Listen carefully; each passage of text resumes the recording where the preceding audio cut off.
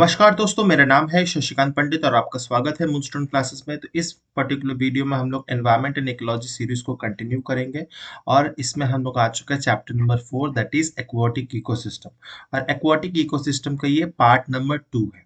इससे पहले जो पार्ट है उसमें मैंने बहुत ज़्यादा डिटेल में हमारे लेक्स इकोलॉजी के बारे में बताया था, ठीक है। फिर हम लोग ने उसमें बहुत सारा जो ऑलिगोट्रॉफिक यूट्रॉफिक लेक्स के डिफ्रेंसिएशन, फिर यूट्रॉफिकेशन क्या क्या होता है, वेटलैंड्स के बारे में, फिर क्या क्या क्राइटेरियाज है, रामसर कन्वेंशन, मॉन्ट्रिक्स रिकॉर्ड्स, ये सब कुछ जो है फर्स्ट पार्ट में एक्वाटिक इकोसिस्टम का सब कुछ डिस्कस कर चुका हूँ। तो इससे पहले वाले अगर पार्ट्स नहीं देखे तो उसे ज़रूर देखिएगा क्योंकि बहुत इंपॉर्टेंट है। और ये चैप्टर को भी, ये जो वीडियो देखेंगे आपको समझने में भी आसानी होगी। और हर कम्पिटिटिव एग्जाम्स में एनवायरनमेंट एंड इकोलॉजी से क्वेश्चंस आते ही आते हैं, तो ज़रूर देखिएगा। आपको हर type of questions, MCQ questions और सब्जेक्टिव क्वेश्चंस और सब टाइप ऑफ क्वेश्चंस आप कर सकते हैं, ठीक है। तो इस उसको अगर देखना चाहते हो तो उसका जो लिंक है आपको डिस्क्रिप्शन बॉक्स में और पिन कमेंट में मिल जाएगा, सारे लिंक्स वहां से आप देख सकते हो। और आई वाले आइकन पे भी बहुत सारे लिंक्स मैं डाल देता हूँ, ठीक है। एंड इस पर्टिकुलर वीडियो में हम लोग एक्वाटिक इकोसिस्टम को पूरी तरह से कंप्लीट करेंगे। तो इस वीडियो को अंत तक देखिएगा और अगर अच्छा लगे तो लाइक शेयर सब्सक्राइब जरूर कर लीजिएगा। चलिए हम लोग शुरू करते हैं। तो प्रीवियस वीडियोस में तो हम लोग ने लेक्स इकोलॉजी, लेक्स और वेटलैंड्स पर ज्यादातर एम्फोसिस किया था। इसमें हम लोग जो एम्फोसिस करेंगे वो होगा एस्चुरी के ऊपर, मैंग्रोव्स के ऊपर और कोरल्स, ठीक है। इन तीनों चीज पे EMC, estuaries, mangroves and coral पे मेन हमारा एम्फोसिस होगा। तो सबसे पहले आता है एस्चुरी। एस्चुरी इकोसिस्टम होता क्या है? तो एस्चुरी उस टाइप ऑफ इकोसिस्टम है, एक्वाटिक इकोसिस्टम है, जहां पर जो रिवर का जो पानी है, नदी का जो पानी है, जब वो सी के पानी से, समुद्र के पानी से मिलता है, ठीक है, तो उस पॉइंट को, उस ट्रांजिशनल जोन को, ठीक है, या इंटरटाइडल जोन को बेसिकली एस्चुरी इकोसिस्टम कहते हैं, ठीक है। व्हेन रिवर मीट्स द सी, तो estuaries are those water bodies where the flow of fresh water from the river mixes with the salt water transported by tides from the oceans। तो सी या ocean का जो पानी होता है ऑब्वियसली वो brackish या मरीन होता है, सॉल्ट कंटेंट हाई रहता है। और जो रिवर का पानी होता है वो फ्रेश वाटर होता है, उसमें सॉल्ट कंटेंट कम होता है।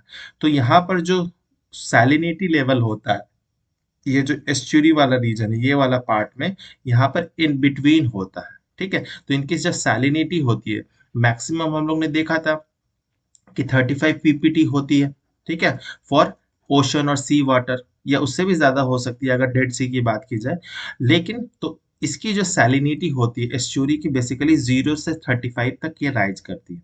और हम लोग ने प्रीवियस वीडियोस में भी बताया था, ये जो ट्रांजिशनल जोन है, दो इंपॉर्टेंट इकोसिस्टम के बीच में जो ओवरलैपिंग जोन आता है, उसको हम लोग क्या कहते हैं? तो इकोटोन कहते हैं। और इस इफेक्ट को हम लोग क्या कहते हैं? तो एज इफेक्ट कहते हैं। तो ये सब कुछ मैंने पहले ही डिस्कस कर चुका हूँ, तो इसे जरूर देखिएगा, तब आपको ये एज इफेक्ट और इकोटोन वाला कंसेप्ट समझ आएगा। तो इकोटोन में हम लोग ने पढ़ा था कि ज्यादातर इकोटोन में क्या होता है कि इस type of ecosystem are more productive than this ocean ecosystem and river ecosystem, ठीक है। तो एस्चुरी का जो प्रोडक्टिविटी लेवल है, यानी बायोलॉजिकल डाइवर्सिटी आपको जो मिलेगा वो ज्यादा मिलेगा as compared to sea, ocean और रिवर, ठीक है। अब कुछ कैरेक्टरिस्टिक्स देख लेते हैं एस्चुरी इकोसिस्टम का। तो जो सैलिनिटी होता है, जैसे मैंने बताया, 0 से 35 पीपीटी के बीच में लाई करता है, पार्ट्स पर 1000, ठीक है। और पीपीएम जो होता है वो पर पार्ट्स पर मिलियन होता है, ठीक है। तो ये अंतर होता है। And estuary has a very little wave action, so it provides a calm refuge over from the open sea, it provides a shelter for some of the animals, ठीक है। तो क्यों?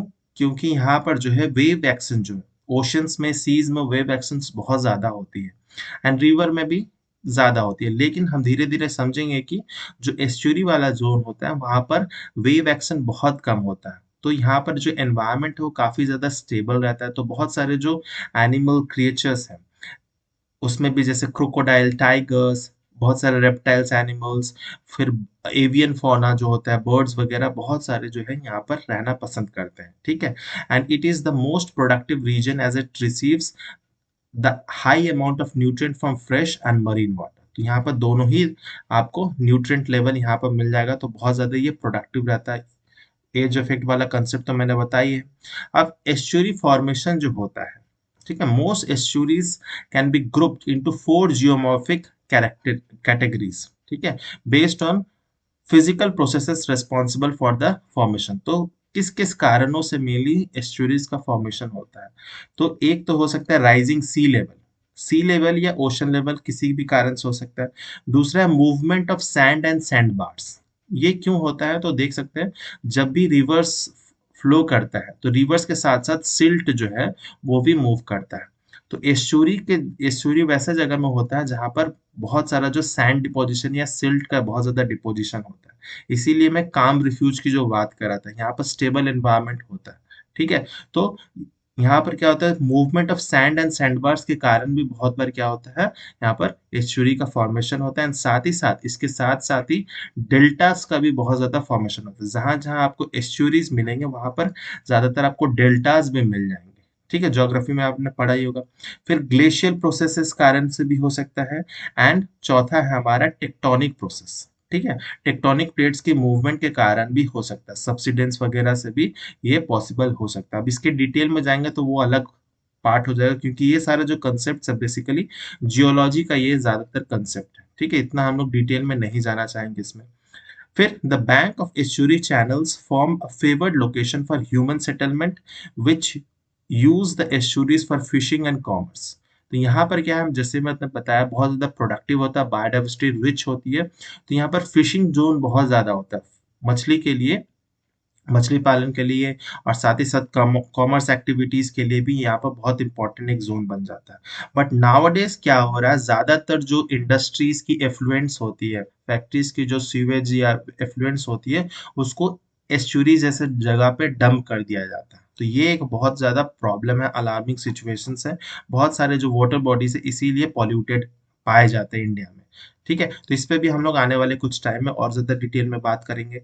ठीक है, तो एस्चुरीज फॉर्मेशन के चार इंपॉर्टेंट जो जियोमॉर्फिक कैटेगरीज है वो तो पता चल गया, rising sea level, movement of sand and sand bar, glacial processes and tectonic movement process से भी ये हो सकता है।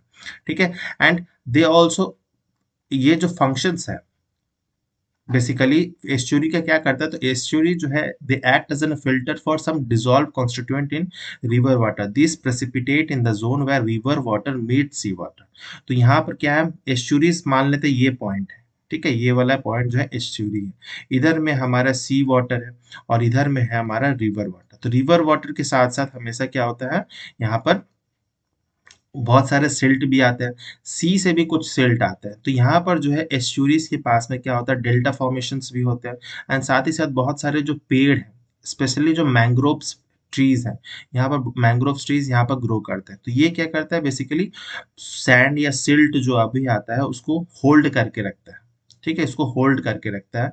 तो ये क्या करता है, बेसिकली एस्चुरी जो है बेसिकली वो क्या करता है, वो एक फिल्टरिंग मैकेनिज्म का रोल प्ले करता है। जिस तरह से हम लोग चाय जब छानते हैं, तो उसी तरह से यहाँ पर भी क्या करता है, ये एक फिल्टर का काम करता है एस्च्यूरी। ठीक है, तो इसीलिए यहाँ इस रीजन में क्या होता है, बहुत सारे जो न्यूट्रिएंट्स हैं वो यहाँ पर आ जाते हैं, और न्यूट्रिएंट्स होगा तो ऑब्वियसली प्रोडक्टिविटी, जो बायोलॉजिकल प्रोडक्टिविटी होगा वो भी ज्यादा होगा। More important is the trapping of suspended mud and sand carried by the rivers which lead to delta formations around the estuary। और इसी के कारण क्या होगा, डेल्टा फॉर्मेशंस भी होता है, क्योंकि सैंड एंड सैंड बार्स वहां पर इकट्ठा होंगे तो डेल्टा फॉर्मेशंस भी होगा। इसीलिए जब हम लोग मैप के थ्रू देखेंगे तो ज्यादातर जो हमें एस्चुरीज मिलते हैं, ऑब्वियसली ये कोस्टल स्टेट्स के अंदर ही मिलेगा। ठीक है, तो जितने भी कोस्टल स्टेट्स हैं वहां पर आपको ज्यादातर हम लोग को एस्चुरीज देखने मिल जाता है। ठीक है, लेकिन ज्यादातर जो डेल्टा का फॉर्मेशन होता है, अगर हम लोग कंपेयर करेंगे western side and eastern side में, तो ज्यादातर जो डेल्टा फॉर्मेशन होता है ईस्टर्न साइड पे होता है, जो बे ऑफ बंगाल वाले रीजन में है, वेस्टर्न साइड्स में नहीं होता। ये ज्योग्राफी का क्वेश्चन है, और ऐसा क्यों होता है आप कमेंट सेक्शन में जरूर बताइएगा। ठीक है, नेक्स्ट हम लोग जो पढ़ने वाले हैं वो है कि एक हेल्दी एस्चुरी की पहचान क्या होती है। ठीक है, तो ये एक देख सकते हैं एस्चुरीज की पहचान, फोटो है यहाँ पर। तो healthy estuary support a host of plant and animal species. ठीक है, जैसे बताया कि ऑब्वियसली वैसा स्पीसीज होगा, वैसा रीजन होगा जहाँ पर बहुत सारे प्लांट्स, बहुत सारे एनिमल्स वहां पर सरवाइव कर सकते हैं और वो उसको सपोर्ट भी कर रहे हैं। फिर साथ ही साथ if it stores and recycles nutrient, nutrient cycling भी हो रहा है, trap sediments and forms a buffer between the coastal catchment and the marine environment. यहाँ पे क्या बन जाता है, बफर जोन बन जाता है between the coastal region and the marine environment, जो ओशंस वगैरह है। ठीक है, It also absorbs, traps and detoxifies pollutant, acting as a natural water filter. ठीक है, तो जितने भी सेडिमेंट्स है या पॉल्यूटेंट्स है, उसको क्या है, जो हमारे ओशन से या सी है, उसको रोकता है। ठीक है, तो एस्चुरीज का ये भी फंक्शंस है कि जो भी पॉल्यूटेंट्स वगैरह है, वो आगे जाने नहीं देता है। तो when all such processes remain functional in an estuary, it is considered to be as in a healthy state. तो ये सब अगर फंक्शंस एस्चुरी परफॉर्म कर रहा है, तो हम लोग कह सकते हैं कि एस्चुरी का जो हेल्थ है वो गुड हेल्थ पे है। ठीक है, एंड अगर बहुत सारे प्लांट एनिमल स्पीसीज नहीं है, यहाँ पर सेडिमेंट्स का ट्रैपिंग नहीं हो रहा है, फिल्टरिंग मैकेनिज्म नहीं हो पा रहा है, तो ऑब्वियसली ये नहीं होगा। और ये क्या हो रहा है, मैनमेड जो एक्टिविटीज है उसके कारण क्या है, हम लोग बहुत ज्यादा जो पॉल्यूटेंट्स है, इंडस्ट्रियल एफ्लुएंट्स है, इस ऐसे वाले रीजन्स में हम लोग जाकर डंप कर देते हैं एक्सीडेंटली, या बहुत समय तो हम लोग जानबूझकर ही करते हैं। ठीक है, तो इसीलिए क्या होता है, यहाँ इतना ज्यादा पॉल्यूशन हो गया है कि साथ ही साथ एस्चुरीज भी पॉल्यूटेड हो रहा है, रिवर भी पॉल्यूटेड हो रहा है, एंड साथ ही साथ जो ओशन या सी बॉडीज है वो भी पॉल्यूटेड हो रहा है। तो देख सकते हैं कितना इंपॉर्टेंट जोन आता है। Estuary supports diverse habitats such as mangrove, salt marshes, sea grass, mud flats. ये सब जो है, यहाँ पर आपको डाइवर्स अलग अलग हैबिटेट्स जो है वो मिल जाएगा। ठीक है, तो अब हम लोग क्या करते हैं, तो बेनिफिट्स ऑफ एस्चुरिन इकोसिस्टम देखते हैं, एनवायरमेंटल बेनिफिट्स क्या क्या है। तो पॉइंट्स वाइज आप याद रख सकते हैं कि water quality regulation and ground water recharge में बहुत हेल्प करता है। ठीक है, जो भी आसपास रीजन है ऑब्वियसली ग्राउंड वाटर रिचार्जिंग में हेल्प करेगा। Habitat breeding and nursery ground for plants and animals.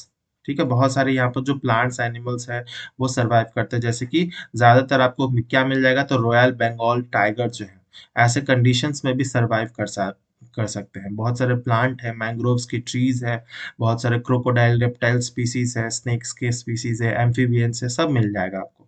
फिर बायोलॉजिकल प्रोडक्टिविटी जैसे बताया, सोशल बेनिफिट्स हैं यहाँ पर। ठीक है, बहुत सा कम्युनिटी वैल्यूज है, बहुत लोग जो है ट्राइबल्स स्पेशली यहाँ पर बहुत ज्यादा डिपेंडेंट रहते हैं। ठीक है, इंडिजिनस वैल्यूज जिसकी मैं बात कर रहा हूँ।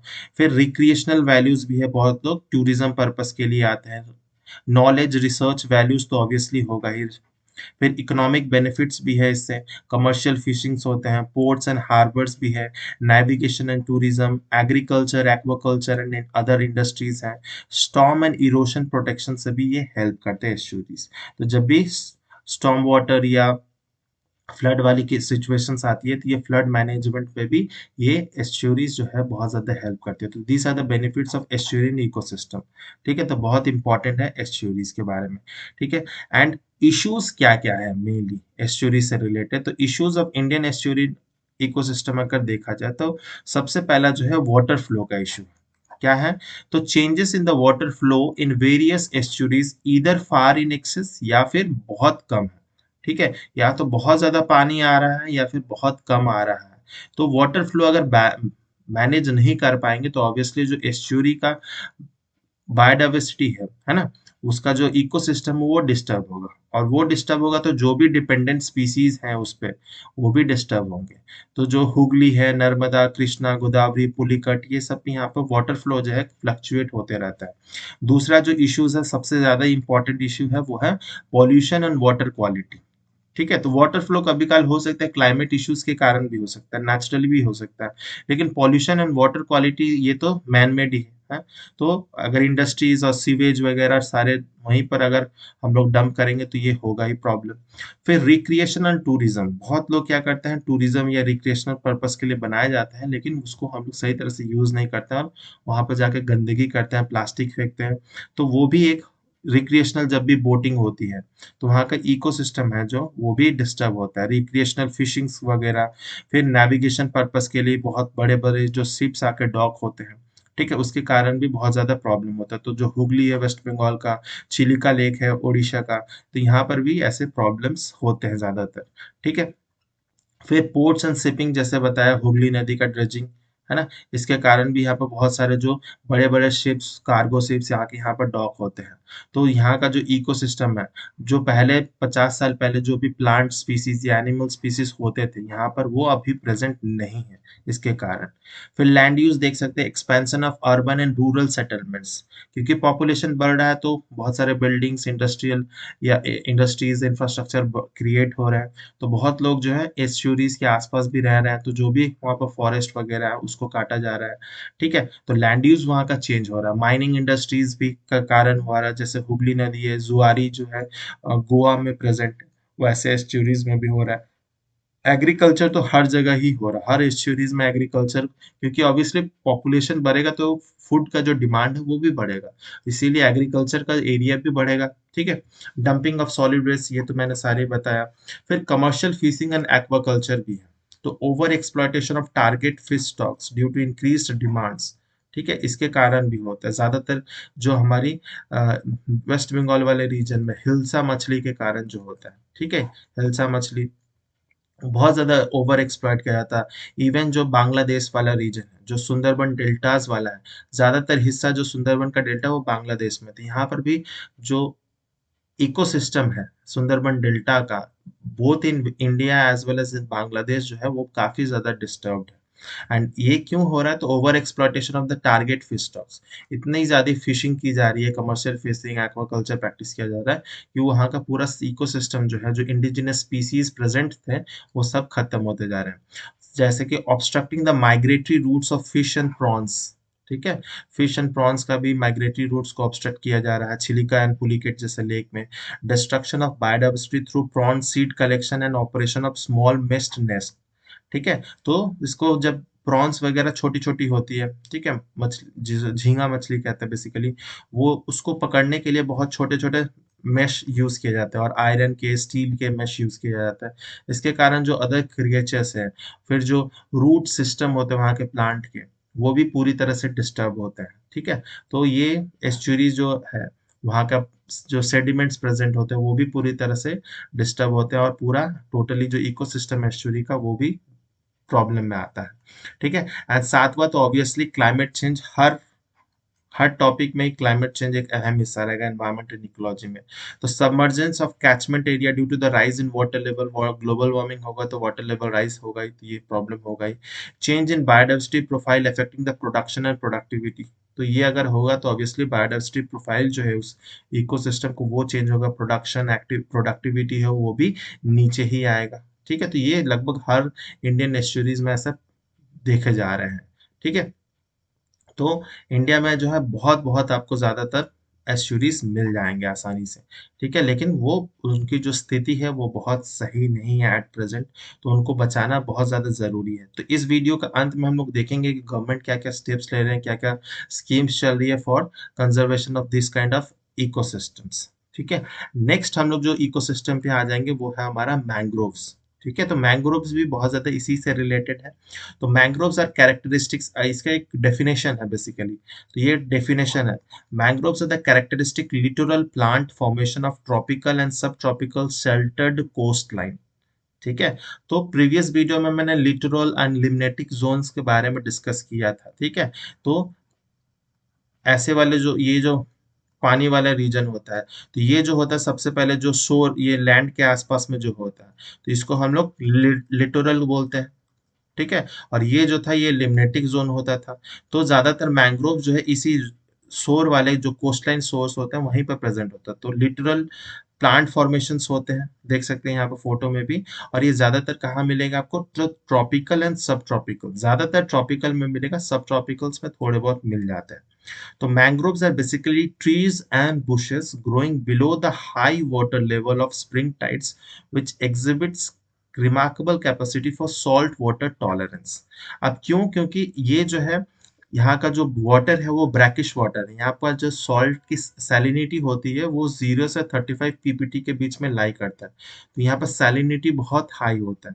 तो यहाँ पर जो भी पेड़ मिलते हैं, जिसको हम लोग कॉमनली मैंग्रोव ट्रीज कहते हैं, तो यहाँ पर उसकी कैप टॉलरेंस बहुत ज़्यादा होती है। सॉल्ट वाटर टॉलरेंस जो होती है यहाँ की ट्रीज की बहुत ज़्यादा होती है। बहुत सारे पेड़ जो है आपको मिल जाएंगे जो पूरी तरह से पानी में सबमर्ज्ड मिल जाएँगे, ठीक है? पूरी तरह से पानी के अंदर ग्रो कर रहे हैं, ठीक है? तो मैंग्रोव्स उन बंच ऑफ ट्रीज जो है, उन सबको कहा जाता है, ठीक है? मैंग्रोव्स बोल के कोई स्पेसिफिक एक ट्री नहीं है। जो भी मैंग्रोव्स वाले रीजन्स में ट्रीज मिलते हैं उनको हम लोग कॉमनली मैंग्रोव ट्रीज कहते हैं, ठीक है? अब हम लोग धीरे-धीरे उनके नाम भी जानेंगे, कौन-कौन से पेड़ यहाँ पर मिलते हैं। अब कैरेक्टरिस्टिक्स देखा जाए मैंग्रोव्स का, तो they are basically evergreen land plants, ठीक है। एवरग्रीन रहते हैं आपको हर समय, क्योंकि यहाँ पर एक टाइप यहाँ पर बारिश हमेशा ही लगभग होते रहती है, पानी की कोई कमी नहीं है, तो यहाँ पर ऑब्वियसली पानी मिल जाता है तो पत्ते हरे भरे ही मिलेंगे।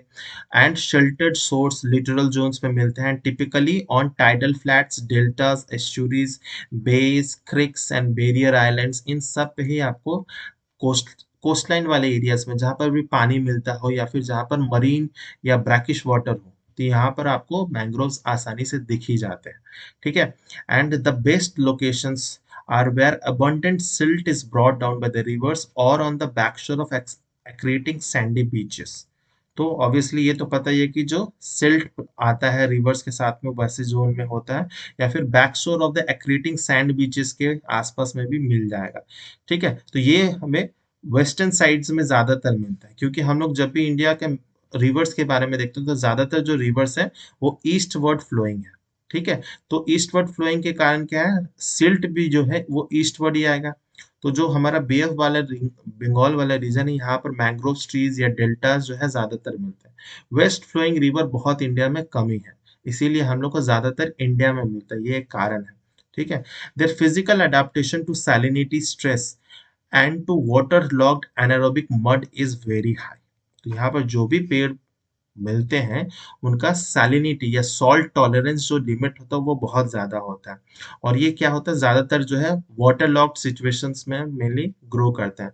तो वाटर लॉक्ड सिचुएशंस में यहाँ पर जो ऑक्सीजन की बहुत कमी रहती है, तो ज्यादातर जो पेड़ है वो एनारोबिक मड में, एनारोबिक कंडीशंस में सरवाइव कर पाते हैं आसानी से। ठीक है, तो ये खासियत है। They require high solar radiations, यहाँ पर जो पेड़ है जो सोलर रेडिएशंस है वो उसको बहुत ज्यादा चाहिए। And they have the ability to absorb fresh water from saline and brackish water. ठीक है, तो ये क्या होता है, इनके पास एक फिल्टरिंग मैकेनिज्म होता है जिससे सॉल्ट जो होता है, ठीक है, उसको वो बाहर एक तरह से निकाल देते हैं। ठीक है, तो बहुत सारे जो लीव्स होते हैं वहां पर वैसे स्ट्रक्चर्स बनाए होते हैं, फिल्टरिंग मैकेनिज्म होता है अंदर में, जहां से वो सॉल्ट जो है वो एक्सक्रीट कर देते हैं, तो अंदर में सिर्फ क्या जाता है, तो फ्रेश वाटर जाता है। इनटेक हम लोग पूरा ब्रैकिश वाटर या मरीन वाटर ले रहे हैं, लेकिन एक फिल्टरिंग मैकेनिज्म के कारण क्या होता है, सॉल्ट जो है बाहर ही रह जाता है, अंदर जो जाता है वो फ्रेश वाटर रहता है। तो इस तरह से यहाँ पर सर्वाइवल होता है। ठीक है, अब ज्यादा डिटेल में जाएंगे तो वो बॉटनी का पार्ट हो जाएगा, जहां पर रूट और स्टेम जो होगा उसके सेक्शंस को दिखाने में तब पता चलेगा आपको क्या फिल्टरिंग मैकेनिज्म, वो काफी डिटेल में हो जाएगा। फिर इट प्रोड्यूसेस न्यूमेटोफोर्स या blind roots to overcome the respiration problem in the anaerobic soil conditions. ठीक है, तो क्योंकि एनारोबिक सॉइल कंडीशंस हो तो ऑक्सीजन प्रेजेंट नहीं होते हैं, तो रूट्स को ऑक्सीजन कैसे मिलता है, उसके लिए एक टाइप ऑफ रूट्स होता है न्यूमेटोफोर्स। ये जो रूट्स होते हैं ये ऊपर की तरह ग्रो करते हैं। ठीक है, ये वर्टिकली अपवर्ड करते हैं ग्रो, ज्यादातर रूट, मैक्सिमम रूट क्या है वो डाउनवर्ड ग्रो करते हैं, लेकिन न्यूमेटोफोर जो है वो ऊपर की तरह ग्रो करते हैं। देख लेते हैं, मेनली दो टाइप ऑफ हम लोग को रूट्स जो है मैंग्रोव्स में मिल जाता है। तो mangroves occur in variety of configuration, some species जैसे कि राइजोफोरा के स्पीसीज हैं send arching prop roots down into the water. ठीक है, तो ये फोटो हमें देख सकते हैं प्रॉप रूट्स, ये जो है रूट्स नॉर्मली नीचे की तरफ में ब्रांच कर रहे हैं। ठीक है, तो ये राइजोफोरस स्पीसीज में होता है, लेकिन कुछ अदर जैसे कि एविसीनिया जो है सेंड वर्टिकल न्यूमेटोफोर्स और air roots up to the muds. तो न्यूमेटोफोर जो है एविसेनिया जैसे स्पीसीज में मिल जाएगा, जो रूट जो है बेसिकली ऊपर की तरफ पॉइंटेड है। ठीक है, तो ऐसे रूट्स को मेनली हम लोग न्यूमेटोफोर्स मेनली कहते हैं। ठीक है, या ब्लाइंड रूट कहते हैं।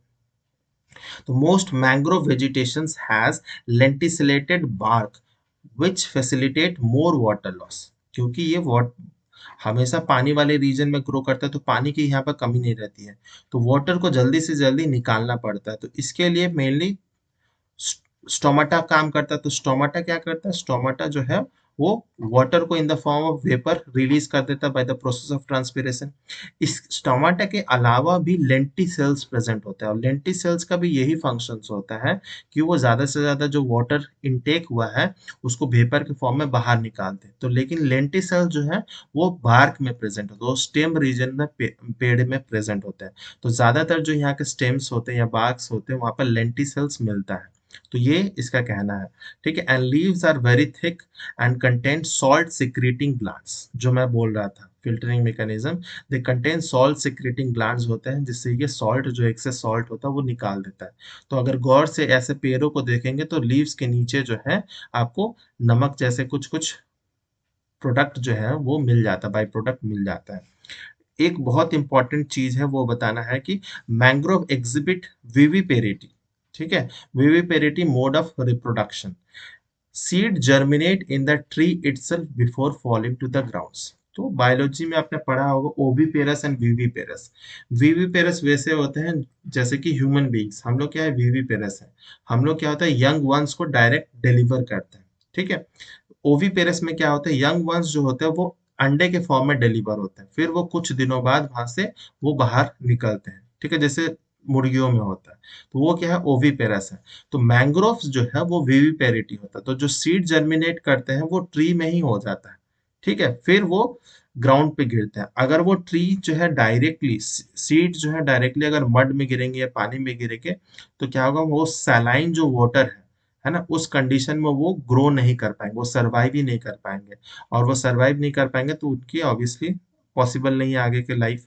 तो इसीलिए क्या होता है कि सीड जो है वो अंदर ही अंदर जर्मिनेट हो जाता है, फिर वो कुछ बड़े हो जाते हैं, फिर वो पानी में गिरते हैं, तब वो फिर से नया एक पेड़ बनता है। तो इस प्रोसेस को मेनली विविपेरिटी कहा जाता है। तो ओविपेरस और विविपेरस से आप कोरिलेट कर सकते हैं इसको। ठीक है, बहुत इंपॉर्टेंट है, ये सारे ही कैरेक्टरिस्टिक्स मैंग्रोव के बहुत इंपॉर्टेंट है। अब मैंग्रोव प्रोफाइल देखा जाए, इंडिया में देखा जाए तो mangroves of Sundarbans are the largest single block of tidal halophytic mangroves of the world. तो सुंदरबन डेल्टा आपको पता है सबसे लार्जेस्ट डेल्टा है, जो कि गंगा और हमारे ब्रह्मपुत्र नदी के कारण होता है। ठीक है, तो it is the largest single block of tidal halophytic mangroves of the world. ठीक है, और इसके अलावा भी कहाँ कहाँ है आपको देख सकते हैं, तो यहाँ पर आपको मिल जाएगा ये जो हमारा उड़ीसा वाला रीजन है। ठीक है, महेंद्रगिरी ये सब जो रीजन है यहाँ पर मिल जाएगा। फिर ये जो पार्ट है हमारा कृष्णा गोदावरी जो रिवर है इसके पास में है, आंध्र प्रदेश पुलिकट लेके ये सब मिल जाएगा। फिर ये जो है हमारा कावेरी रिवर के आसपास में है। फिर यहाँ पर आपको गोवा, फिर जो रत्नागिरी महाराष्ट्र वाला रीजन है वहां पर मिल जाएगा, पूरा महाराष्ट्र में भी मिलेगा आपको। फिर गुजरात के रन ऑफ कच्छ वगैरह एरिया में भी ज्यादातर मिल जाएगा। और अंडमान निकोबार आइलैंड में भी मैंग्रोव्स का आपको पॉपुलेशन मिल जाएगा बहुत सारा। तो अगर पूछा जाएगा कि सबसे ज्यादा मैंग्रोव्स कहाँ है, तो ऑब्वियसली ये वेस्ट बंगाल में। अगर अगर हम लोग स्टेट वाइज बात करेंगे तो सबसे ज्यादा जो मिलेगा मैंग्रोव फॉरेस्ट जो है वेस्ट बंगाल में मिलेगा। फिर कहाँ आएगा, तो गुजरात में आएगा। ठीक है, गुजरात में सेकंड नंबर पे है। ठीक है, तो यहाँ पर गुजरात में मैंग्रोव्स नेचुरली नहीं थे, वहां पर प्लांट किए गए हैं। ठीक है, तो गुजरात गवर्नमेंट ये काम अच्छी करी है। फिर उसके बाद आ जाता है अंडमान एंड निकोबार आइलैंड जो है। ठीक है, अंडमान एंड निकोबार आइलैंड में तीसरे नंबर पे आता है। फिर चौथे नंबर पे हमारा ओडिशा वाला रीजन आ जाता है, फिर तमिलनाडु वगैरह ये सब आ जाते हैं। तो सबसे ज्यादा हमें मैंग्रोव फॉरेस्ट जो वेस्ट बंगाल में मिलेगा, फिर Gujarat, then Andaman and Nicobar island, ये तीन तो आपको याद रखने ही है। फिर जो कुछ कुछ स्पीसीज जो है मैंग्रोव फॉरेस्ट में जो पाया जाता है ज्यादातर, उनके आप कुछ कुछ नाम याद रखेंगे तो बेटर रहेगा। तो हेरिटेरिया फेम्स एक है, राइजोफोरा की स्पीसीज जैसे मैं बताया। फिर ब्रुगेरिया स्पीसीज भी है, सेरियोपस डेकेंड्रा है। ठीक है, फिर सोने सोनेरेशिया स्पीसीज है। फिर एविसेनिया स्पीसीज है, नाइफा फ्रूटिकेंस है। ये सारे जो स्पीसीज हैं ज्यादातर इंडिया में मैंग्रोव फॉरेस्ट में सब मिलेगा। तो राइजोफोरा एविसेनिया ये सब इजी है याद रखने के लिए। ब्रोगेरिया स्पीसीज, ठीक है, सेरियोपस डिकेंड्रा, ये सब स्पीसीज कुछ कुछ नाम आपको याद रखने हैं। इंटरव्यूज में भी बहुत ज्यादा पूछे जाते हैं, या फिर एमसीक्यू फॉर्मेट में सब्जेक्टिव क्वेश्चंस में भी लिखने दिया जा सकता है। ठीक है, तो ये हो गया हमारा मैंग्रोव प्रोफाइल इन इंडिया। अब हम लोग आता है रोल ऑफ मैंग्रोव्स। ठीक है, तो मैंग्रोव का फंक्शंस क्या है। तो mangrove plants have special roots, जो मैंने बताया prop roots, pneumatophores, which help to impede water flow and thereby enhance the deposition of the sediments in the area. तो it stabilizes the coastal source and providing breeding ground for many fishes. ठीक है, तो ये क्या कर रहा है, तो यहाँ पे जैसे बताया जैसा रूट का स्ट्रक्चर है, इसके कारण क्या होता है जो वाटर फ्लो होता है और जो सेडिमेंट्स आके यहाँ पे क्या होता है इकट्ठे हो जाते हैं। ठीक है, सेडिमेंट्स इकट्ठे होने के लिए क्या होता है, तो जो कोस्टल शोर्स होते हैं सिटीज़ के, शहरों के, वो काफ़ी ज़्यादा स्टेबलाइज़ हो जाते हैं।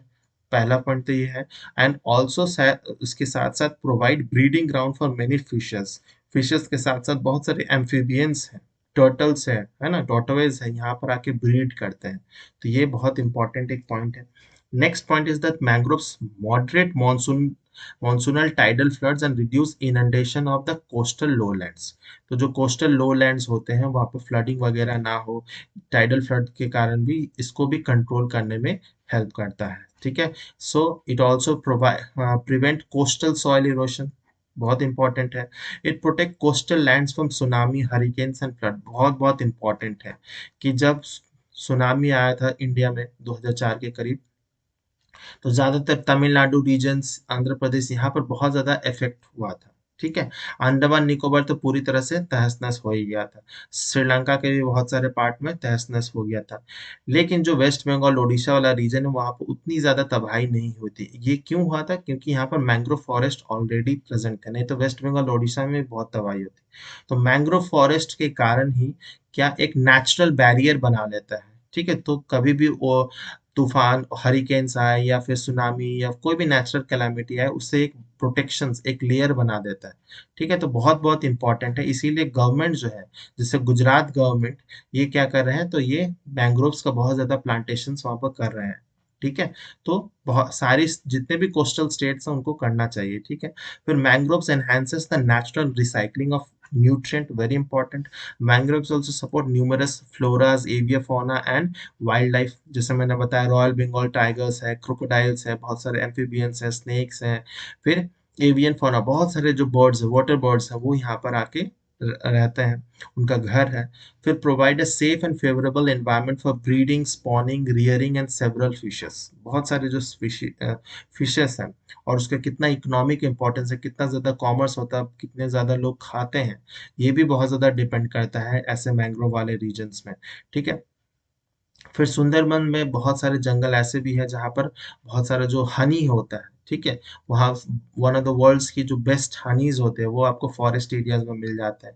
बहुत सारे जो फिर टूरिज़्म पर्पज़ के लिए होता है, जैसे रॉयल बंगाल टाइगर, सुंदरबंस बहुत लोग जाते हैं टूरिज़्म पर्पज़ के लिए, तो बहुत फ़ायदे हैं। फिर it also supplies woods, firewood, medicinal plants, बहुत सारे जो ट्राइबल्स लोग हैं, ठीक है? विलेजेस जो आस-पास में रहते हैं, वो लोग ये कलेक्ट करते हैं और बाद में बेचा भी जाता है। फार्मास्यूटिकल इंडस्ट्रीज भी इस पे काम करती है। Edible plants to local people, ठीक है? It also provides numerous employment opportunities to local communities and augment their livelihood. बहुत सारे जो है लोकल कम्युनिटीज जो है वो पूरी तरह से डायरेक्टली डिपेंडेंट रहती है ऐसे जोन्स पर, ठीक है?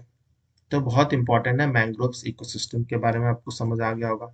नेक्स्ट जो हम लोग पढ़ेंगे वो है हमारा कोरल रीफ्स। कोरल रीफ्स के बारे में देखते हैं। तो कोरल बेसिकली क्या है, तो कोरल्स आर बेसिकली एक सिम्बायोटिक रिलेशनशिप होती है।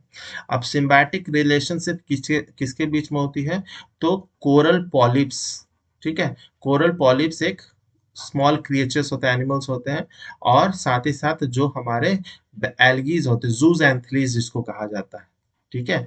जूजैंथलीज और कोरल पॉलिप्स के बीच में एक सिम्बायोटिक रिलेशनशिप होती है। सिम्बायोटिक रिलेशनशिप मैंने पहले भी बताया था म्यूचुअलिज्म में, जिनमें दोनों को ही फायदा होता है। विच टाइप ऑफ रिलेशनशिप, जिन्हें दोनों को ही फायदा होता है, ठीक है? तो कोरल पॉलिप्स और जूजैंथलीज जो कि बेसिकली माइक्रोस्कोपिक एल्गीज हैं, उनके बीच में एक सिम्बायोटिक रिलेशनशिप होता है। फोटोज में आप देखे ही होंगे, बहुत सारे शोज, वीडियोस में देखे होंगे। तो जो जूजैंथली या माइक्रोस्कोपिक एल्गीज है, वो ब्रॉक्स पे ना रहकर, ठीक है, जो ओशंस के सरफेस है उस पे ना रहकर, वो ज्यादातर क्या करते हैं, जो कोरल पॉलिप्स है उसके ऊपर रहना पसंद करते हैं। तो उस पे रहना क्यों पसंद करते हैं, तो उससे फायदा मिलता है, क्योंकि कोरल पॉलिप्स पे रहने पे फायदा ये है एल्गीज को, कि उनको एक प्रॉपर शेल्टर तो मिल जाता है। पहली बात तो उनको शेल्टर मिल जाता है, दूसरा बात जो है उनको कार्बन डाइऑक्साइड मिल जाता है। अब कार्बन डाइऑक्साइड मिल जाता है तो वो क्या करते हैं, वो क्योंकि एल्गीज है बेसिकली, तो एल्गीज का काम क्या है, फोटोसिंथेसिस करना, और फोटोसिंथेसिस के थ्रू वो खाना बना देते हैं, और खाना जो है वो कोरल पॉलिप से उसको भी मिल जाता है। यहाँ पर तो क्या हो रहा था, दोनों को ही फायदा है, इसीलिए इसको symbiotic relationship बोला जाता है between coral polyps and zooxanthellae which are basically microscopic algae. The zooxanthellae assist the corals in nutrient production through its photosynthetic activities. जैसे बताया photosynthesis से nutrient production करता है, and these activities provide coral with fixed carbon compound for energy, enhance calcification and mediate element nutrient flux. और इस energy के कारण जो कोरल पॉलिप्स होते हैं उनको एनर्जी मिलता है, कैल्सिफिकेशन एनहांस होता है, एंड साथ ही साथ में मेडिएट एलिमेंटल न्यूट्रिएंट फ्लक्स यानी न्यूट्रिएंट साइक्लिंग में हेल्प करते हैं। The coral receives their coloration from zooxanthellae living within their tissues. ठीक है, तो जो ये ब्यूटीफुल अलग अलग कलर्स मिलते हैं ये किस लिए होता है, तो ये कोरल्स के पास नहीं होता है, ये zooxanthellae जो इनके सॉफ्ट टिश्यूज में प्रेजेंट होते हैं इसके कारण जो है ये रंग बिरंगे के नजर आते हैं। तो ये zooxanthellae के कारण होता है।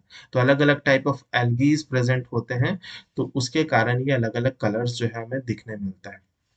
And the host coral polyp in returns provide zooxanthellae with protected environment। जो मैंने बताया कि प्रोटेक्टेड environment मिल जाता है क्योंकि zooxanthellae उसके अंदर रहता है तो एक शेल्टर मिल जाता है, and steady supply of carbon dioxide for its photosynthetic process. तो यहाँ पर म्यूचुअलिस्टिक एक रिलेशनशिप मिल जाती है between coral polyps and zooxanthellae। ये बेसिक चीजें तो समझ आ गया।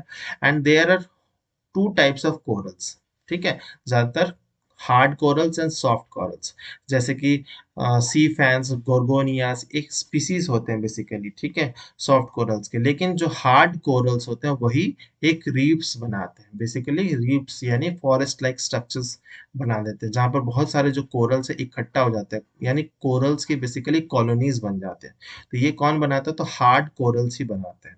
And the builders of the coral reefs are very tiny animals called polyps. जो मैंने बताया तो कॉमनली इसको कोरल पॉलिप्स कहते हैं। ठीक है, as these polyps thrive, grow and die, they leave their limestone यानी कैल्शियम कार्बोनेट स्केलेटन्स बिहाइंड।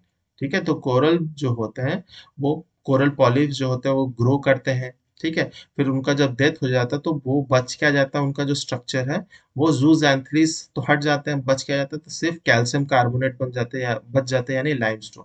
और वो कैल्शियम कार्बोनेट जो है वो एक के ऊपर एक डिपोजिशन होते रहता है, डिपोजिशन होते रहता है और अलग अलग एक स्ट्रक्चर सा बन जाता है। देख सकते हैं इस फोटो में यहाँ पर अलग अलग स्ट्रक्चर्स बन जाते हैं। ये तो डिपोजिशन ऑफ जो अलग अलग कोरल पॉलिप्स की जो डिपोजिशंस है, जो स्केलेटन बच जाता है उसी के कारण ये सारे स्ट्रक्चर जो है वो मिल जाता है।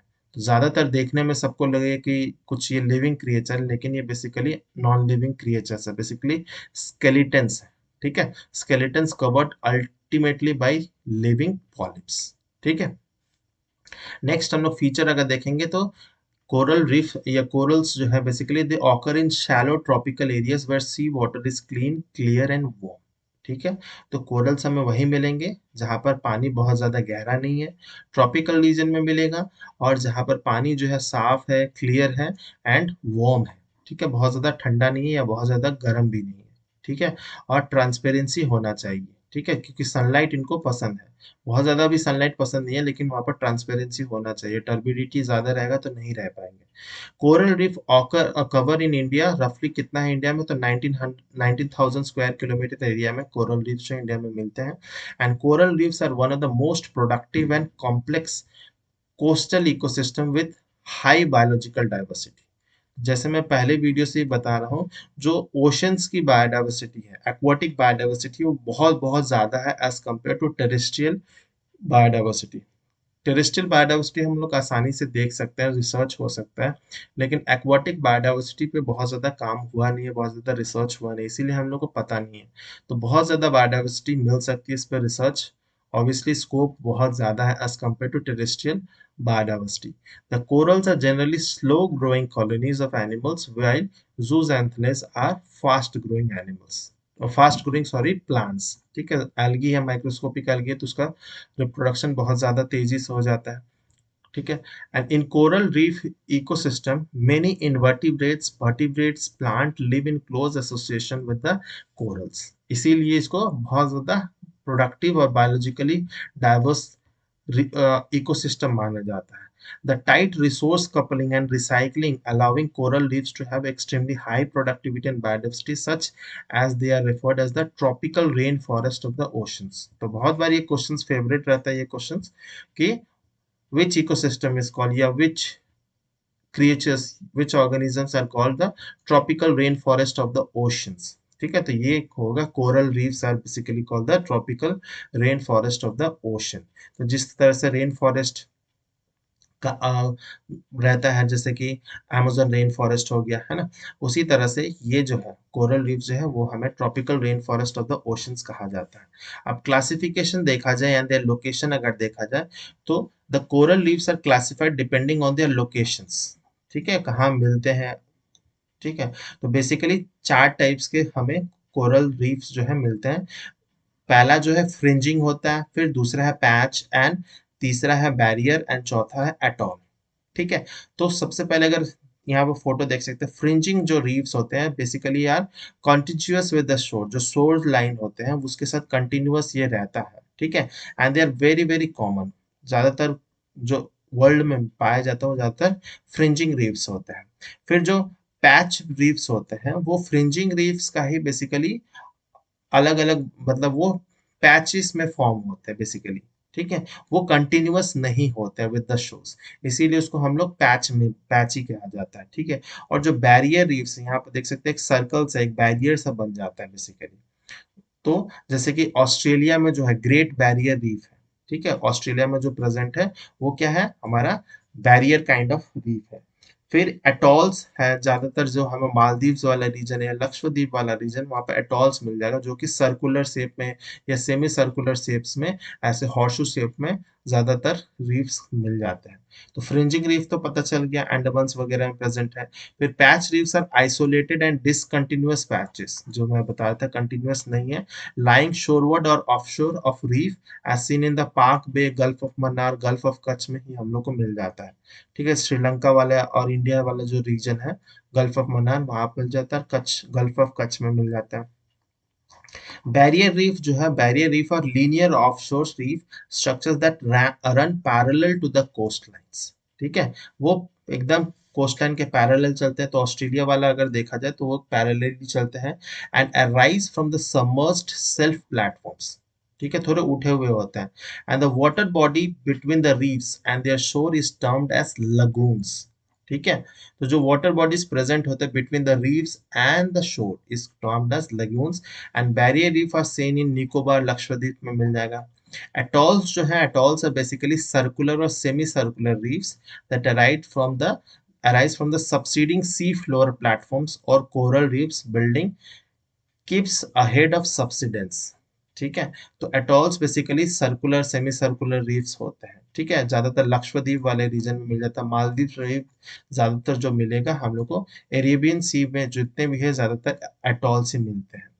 Among the four major reef areas in India, Andaman and Nicobar Islands are found to be very rich in species diversity। तो स्पीसीज डाइवर्सिटी की बात की जाए तो अंडमान निकोबार ज्यादा है, फिर आता है लक्षद्वीप आता है, फिर गल्फ ऑफ मन्नार आता है, और सबसे कम जो है वो है गल्फ ऑफ कच्छ। ठीक है, तो सबसे ज्यादा जो है अंडमान निकोबार, फिर हमारा Lakshadweep islands, gulf of Mannar, then gulf of Kutch. ठीक है, अब हम लोग आ जाते हैं फंक्शंस ऑफ कोरल रीफ क्या क्या है। तो coral reefs are natural protective barriers against erosion and storm surge, ये तो इंपॉर्टेंट है ये। फिर the coral animals are highly adapted for capturing planktons from the water and thereby capturing nutrients. ठीक है, तो कैप्चर प्लैंक्टॉन्स को capture करने के लिए बहुत ये इंपॉर्टेंट रहता है। तो क्या प्लैंक्टॉन्स पता ही है, दो तरह के होते हैं, फाइटोप्लैंक्टन्स और जूप्लैंक्टन्स। और ये जो होता है phytoplanktons primary producers of oceans होते हैं, तो इससे न्यूट्रिएंट जो कैप्चरिंग होता है वो आसानी से मिल जाता है इनको। ठीक है, फिर largest biogenic calcium carbonate producer जो है, ठीक है, बायोलॉजिकली जो कैल्शियम कार्बोनेट प्रोड्यूसर है अगर पूछा जाता है, ये भी बहुत इंपॉर्टेंट रहता है, तो ये भी कोरल रीफ को ही कहा जाता है। लार्जेस्ट बायोजेनिक कैल्शियम कार्बोनेट या लाइमस्टोन, कैल्शियम कार्बोनेट ना दिया जाए लाइमस्टोन भी दिया जा सकता है, क्या हो सकता है, तो this are basically coral reefs. They also provide substratum for mangroves. ठीक है, एक सबस्ट्रेटम जो है वो प्रोवाइड करता है मैंग्रोव फॉरेस्ट के लिए। Coral reefs provide habitat for a large varieties of animals and plant, ये तो ईजी है। अब आते हैं बहुत इंपॉर्टेंट एक कॉन्सेप्ट जो है वो कोरल ब्लीचिंग का है। ठीक है, कोरल ब्लीचिंग। तो ब्लीचिंग का तो पता ही है, यानी कलर चेंज होना बेसिकली। ठीक है, पेलिंग ऑफ द कोरल कलर। तो जो इतने ब्राइट अलग अलग डिफरेंट कलर्स होते हैं, उसका कलर जो है वो चेंज हो जाता है और वाइटिश कलर में हो जाता है, उसका खुद का कलर हट जाता है। तो इस प्रोसेस को जो बोलते हैं बेसिकली कोरल ब्लीचिंग होता है। तो ये किस लिए होता है? तो मेन दो कारण है। सबसे पहला जो कारण है कि अगर densities of the zooxanthellae decline, अगर जूस एंथलीज जो माइक्रोस्कोपिक एल्गी है, क्योंकि माइक्रोस्कोपिक एल्गी के कारण ही कलर होता है कोरल्स का, तो अगर वो डिक्लाइन करने लगेगा तो ऑब्वियसली कोलर ब्लीचिंग हमें नजर आएगा। फिर if the concentration of the photosynthetic pigment within the zooxanthellae fall, ठीक है, और जो माइक्रोस्कोपिक एल्गीज है जूजेंथलीज, अगर उसका उसमें अगर फोटोसिंथेटिक पिगमेंट जो होता है जैसे chlorophyll A B C, anthocyanin, ठीक है, सैंथोफिल्स, ये सब अगर पिगमेंट्स अगर कम हो जाएंगे तो ऑब्वियसली कलर नहीं होगा। कलर नहीं होगा तो व्हाइटिश लगने लगेगा। तो इस प्रोसेस को ही मेनली हम लोग कोरल ब्लीचिंग कहते हैं। ये तो पता चल गया कि क्लोरल ब्लीचिंग जो है वो इन दोनों कारण से होता है। ठीक है, अब हम लोग मेन जो कारण है, ये तो पता चल गया कि किस लिए व्हाइटिश हो जाता है। अब ये कैसे हो रहा है? तो high temperature and irradiation stressor, ठीक है, बहुत ज्यादा टेम्परेचर और दूसरा सोलर रेडिएशंस, ये दो इंपॉर्टेंट है, implicated the disruption of the enzyme system in zooxanthellae that offer protection against oxygen toxicity. ठीक है, तो जो एंजाइम इकोसिस्टम होता है जूजेंथलेस का, जो एल्गीज के होते हैं, वो पूरी तरह से डिस्टर्ब हो जाता है जब भी टेम्परेचर बहुत ज्यादा बढ़ जाता है या फिर सोलर रेडिएशन बहुत ज्यादा हो जाता है। ठीक है, तो ये दो कारण से होता है। या फिर टेम्परेचर अगर बहुत ज्यादा कम भी हो जाए तो भी ये होने के चांसेस है, लेकिन उसके चांसेस बहुत कम होते हैं। ज्यादातर टेम्परेचर, क्योंकि ग्लोबल वार्मिंग में टेम्परेचर जो है वो बढ़ ही रहा है। ठीक है, इसीलिए क्लोरल ब्लीचिंग हम लोग ज्यादातर सुनते हैं न्यूज में। Low or high temperature shocks result in zooxanthellae low as a result of cell adhesion dysfunction। तो अगर टेम्परेचर शॉक जिसको कहा जाता है, ठीक है, अचानक से अगर जो कोरल्स हैं वो अगर 35 डिग्री सेल्सियस में रह रहे थे, ठीक है, मान लेते हैं, अजम्पशन कर लेते हैं, बहुत सालों से अगर वो 35 डिग्री सेल्सियस में रह रहे हैं, लेकिन अचानक से एक दो सालों में जो टेम्परेचर है वो 45 डिग्री सेल्सियस हो गया, तो उन लोगों को मेनली एक टेम्परेचर शॉक लगेगा।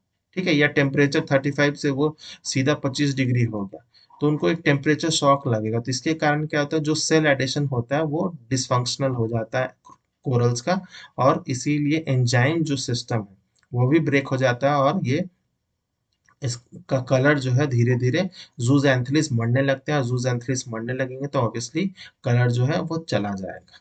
ठीक है, अब इकोलॉजिकल कॉजेस अगर देखा जाए, इन्हीं को हम लोग डिटेल में देखेंगे। तो सबसे पहला कारण वही टेम्परेचर जो मैंने बताया मेजर कॉज है, क्योंकि कोरल जो है बहुत एक नैरो टेम्परेचर मार्जिन में ही रह सकते हैं।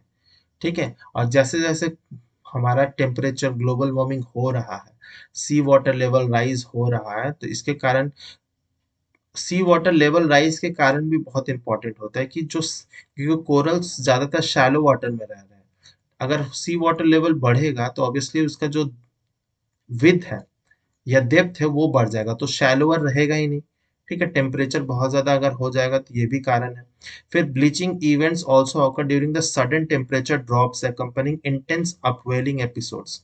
ठीक है, अगर टेम्परेचर भी बहुत ज्यादा ड्रॉप कर जाता है तो नीचे वाला पानी जो है ऊपर चला जाता है, ऊपर वाला पानी नीचे आता है, जिसको अपवेलिंग कहा जाता है।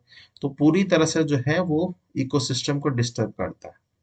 ठीक है, तो इसमें टेम्परेचर बढ़ रहा है। अब क्यों बढ़ रहा है? Global warming. अब ग्लोबल वार्मिंग का मेन कॉज ह्यूमन एक्टिविटीज ही है ज्यादातर। फिर सोलर इरेडियंस, ठीक है, सोलर इरेडियंस या सोलर रेडिएशंस भी बहुत ज्यादा कॉज करता है। सोलर रेडिएशन जितना ज्यादा होगा ऑब्वियसली टेम्परेचर उतना ही बढ़ेगा। तो solar radiation has been suspected to play a role in coral bleaching both photosynthetically active radiations. ठीक है, फोटोसिंथेसिस के लिए जो हमें रेडिएशन चाहिए वो बेसिकली, जिसको हम लोग फोटोसिंथेटिक एक्टिव रेडिएशन कहते हैं, ये विजिबल रेंज में आता है, 400 से 700 नैनोमीटर के बीच में होता है। एंड अल्ट्रावायलेट जो रेडिएशंस है, जो इसकी वेवलेंथ कम होती है 280 से 400 के बीच में, have been implicated in bleaching. और सबसे ज्यादा जो कॉज करता है वो अल्ट्रावायलेट रेडिएशन जो है वो सबसे ज्यादा कोरल ब्लीचिंग में हेल्प करता है ब्लीच करने में। फिर तीसरा जो पॉइंट है वो सब एरियल एक्सपोजर है, कि sudden exposure of reef flat corals to the atmosphere during the event of extreme low tides. जब भी एक्सट्रीम लो टाइड होता है, पानी का लेवल बहुत कम हो जाता है, तो कोरल जो है डायरेक्ट एटमॉस्फेयर के कांटेक्ट में आ जाते हैं। तो इसके कारण भी जो है डायरेक्ट एटमॉस्फेयर के कांटेक्ट में आने में भी उनका कोरल ब्लीचिंग जो है बहुत आसानी से हो जाता है, क्योंकि वो सोलर रेडिएशन उस पर डायरेक्ट पड़ता है, टेम्परेचर अचानक से बढ़ जाता है, जूस एंथ्री सर्वाइव नहीं कर पाते हैं, फिर ब्लीचिंग होता है। सेडिमेंटेशन भी कहा जाता है कारण होता है, कि रिलेटिवली बहुत कम ही हुए हैं ऐसे, लेकिन क्योंकि ये ओशंस में मिलते हैं तो यहाँ पर सेडिमेंटेशन उस तरह से नहीं मिलता जितना एस्चुरीज वाले में मिलेगा। तो the sediment loading could make a zooxanthellae species more likely to bleach, लेकिन ये बहुत कम ही होता है। फिर जिनोबायोटिक्स जो होता है ये भी इंपॉर्टेंट है, ये मैनमेड एक्टिविटीज के कारण ज्यादा हो रहा है। तो जूजैंथ्रिस loss occurs during exposure of corals to elevated concentration of various chemical contaminants such as copper, herbicides, oil spills, जो मैंने पहले भी बताया था। ऑयल स्पिल्स के कारण भी यहाँ पर कोरल्स ब्लीचिंग भी बहुत ज़्यादा होता है। फिर या फिर बहुत ज़्यादा कोई हैजर्डस केमिकल्स है, मर्क्यूरी है, कॉपर है, अगर हम लोग उसको गलती से या एक्सीडेंटली हम लोग उसको ओशंस में फेंक दे रहे हैं, डंप कर दे रहे हैं, तो इसके कारण भी जो है ब्लीचिंग हो सकता है। फिर एपिजूटिक्स जिसको कहते हैं, तो बहुत सारे पैथोजेंस हैं, जैसे कि प्रोटोजोआंस है, बहुत सारे बैक्टीरियाज है जो ये बहुत सारे फंजाई भी है जो ये कॉज करता है। तो pathogens inducing bleaching in different form is different from other sorts of bleaching. Most coral diseases cause patchy और होल कॉलोनी डेथ। ठीक है, तो या फिर छोटे छोटे एरियाज में भी कोरल्स का ब्लीचिंग हो सकता है, या फिर पूरे कॉलोनीज का भी हो सकता है। And slowing of the soft tissues resulting in a white skeleton. ठीक है, a few pathogens have been identified that cause translucent white tissues। ठीक है, वो पैथोजन से कुछ प्रोटोजोन्स है, फंजाई है, जो जो सॉफ्ट टिश्यूज प्रेजेंट होते हैं कोरल पॉलिप्स के, उसको ही डिस्टर्ब कर देते हैं और उसको ट्रांसलूसेंट बना देते हैं, जिसके कारण जो है कलर हम लोग को ज्यादातर व्हाइटिश नजर आने लगता है। तो ये भी एक कारण है, एपिजूटिक्स और जेनोबायोटिक्स। तो ये सारे बहुत इंपॉर्टेंट कारण है, लेकिन सबसे ज्यादा जो कारण है वो है high temperature and solar radiation. ये दो इंपॉर्टेंट कारण है। फिर की इनिशिएटिव्स क्या लिए गए हैं to protect marine and coastal environment, ये इंपॉर्टेंट है। कुछ कुछ ये यूपीएससी या इंडियन फॉरेस्ट सर्विसेज में ऐसे क्वेश्चंस दिए जाते हैं, तो कुछ कुछ नाम आपको याद रखने हैं, जैसे कि coastal ocean monitoring and prediction system, जिसको कॉम्पास कहा जाता है, शॉर्ट फॉर्म में कोमैप्स बेसिकली सॉरी बोला जाता है। तो coastal ocean monitoring and prediction system 1991 में ये इम्प्लीमेंट किया गया था। तो मेन ऑब्जेक्टिव्स क्या क्या है, तो assess the health of the coastal waters, facilitate management of pollution related issues, and इसको फिर से बहुत बार मॉडिफाई भी किया गया, which include pollution monitoring, licence, regulation, legislation, सब कुछ इसमें कंसल्टेंसी सर्विसेज भी ऐड कर दिया गया था। ठीक है, तो ये कोमैप्स में आया था, 1991 में आया था। ठीक है, फिर दूसरा जो है हमारा land ocean interactions in the coastal zone, ये आया था 1995 में लॉन्च हुआ था, और investigate the effects of global change on coastal zone. तो जो ग्लोबल चेंज है, जो ग्लोबल वार्मिंग हो रहा है, उसका क्या इफेक्ट हो सकता है कोस्टल जोन में, इसीलिए land ocean interaction in the coastal zone में बात की गई है। It aims to develop a scientific basis the integrated management of coastal environment. ठीक है, इंटीग्रेटेड मैनेजमेंट की बात तो की जाती है, लेकिन जब भी ये पेपर लेवल पे ही होता है, जो ग्राउंड लेवल पे ऐसा कुछ भी इंटीग्रेटेड काम मिलकर कोई भी काम जो है डिपार्टमेंट्स, सारे डिपार्टमेंट काम नहीं करते, इसीलिए प्रॉब्लम अभी भी बहुत ज़्यादा है। फिर integrated coastal and marine area management, ये 1998 में आया था। It aims to integrate management of coastal and marine areas, बहुत ज़्यादा कुछ है नहीं। कोस्टल एंड मरीन एरियाज जो यानी ओशंस एरियाज जो होते हैं, उन सबको मॉडल प्लान्स भी बनाया गया था for Chennai, Goa, gulf of Kutch. बहुत जगह में इम्प्लीमेंट भी हुआ है, जैसे कि गल्फ ऑफ कच्छ में हुआ है, तो इससे गल्फ ऑफ कच्छ में फायदा भी मिला है। ठीक है, फिर चौथा जो है हमारा society of integrated coastal management, ये है 2010 में आया था।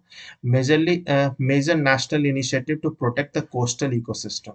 तो कुल मिला के सबका एम यही है, कोस्टल इकोसिस्टम या मरीन इकोसिस्टम को प्रोटेक्ट करने के लिए, बस नाम जो है स्कीम्स के अलग अलग चेंज किया जा रहा है। Society for integrated coastal management 2010, a professional body with experts in various aspect of coastal science and management. इसके लिए कोर्सेज भी इसको डिजाइन करना होगा, बच्चों को जो स्टूडेंट्स हैं उनको वैसे सब्जेक्ट्स भी देने होंगे, ठीक है, तभी जाके ये एक्सपर्ट्स बन पाएंगे फ्यूचर में, और हम लोग कोस्टल जो है उसको प्रोटेक्ट कर सकते हैं। आपको पता भी होगा कि कोस्टल साइंसेस से रिलेटेड कोई कॉलेज हो या कोई कोर्स हो बहुत कम है, इंडिया में एक या दो है ज्यादातर, ठीक है। पौंडीचेरी यूनिवर्सिटी में ज्यादातर मरीन बायोलॉजी से रिलेटेड पढ़ाया जाता है, जो आपको अंडमान निकोबार में भी उसका कॉलेज मिल जाएगा और साथ ही साथ पौंडीचेरी में मिल जाएगा। तो सिर्फ एक दो ही कॉलेज है इंडिया में जहाँ पर ये सब पढ़ाया जाता है, ज्यादातर है ही नहीं इंस्टीट्यूशन। फिर पांचवा है इंस्टीट्यूशन फॉर कोस्टल मैनेजमेंट, जिसमें notification on the coastal regulation zone जो है 1995, ये लॉ से रिलेटेड है, to aims for protecting coastal stretches in India, ठीक है। फिर India has created institutional mechanism national coastal zone management authority, और साथ ही साथ हर स्टेट का भी होता है state coastal zone management authority, लेकिन हर स्टेट का नहीं, जितने भी कोस्टल स्टेट्स हैं उनके पास ही है कोस्टल स्टेट, एंड जितने हमारी यूनियन टेरिटरीज हैं उनके पास है। These authorities have also been delegated power with Section 5 of the Environment Protection Act of 1986 to protect various measures of for protecting and improving the quality of coastal environment, preventing, abating and controlling environmental pollution in the coastal areas। तो ये section 5 of nine जो environment protection act of 1986 है, ये very very important act है। बहुत सारे जो है ये अम्ब्रेला एक्ट है एनवायरमेंट के लिए, ठीक है। तो इसमें कोस्टल एनवायरमेंट, मरीन बायोलॉजी के लिए भी है। फिर जो पॉल्यूशंस होते हैं, ठीक है, एनवायरमेंटल पॉल्यूशन होते हैं कोस्टल एरियाज में, ये कहीं पे भी हो रहा है, इसके लिए एनवायरमेंट प्रोटेक्शन एक्ट ऑफ 1986 बहुत बहुत इंपॉर्टेंट है, ठीक है।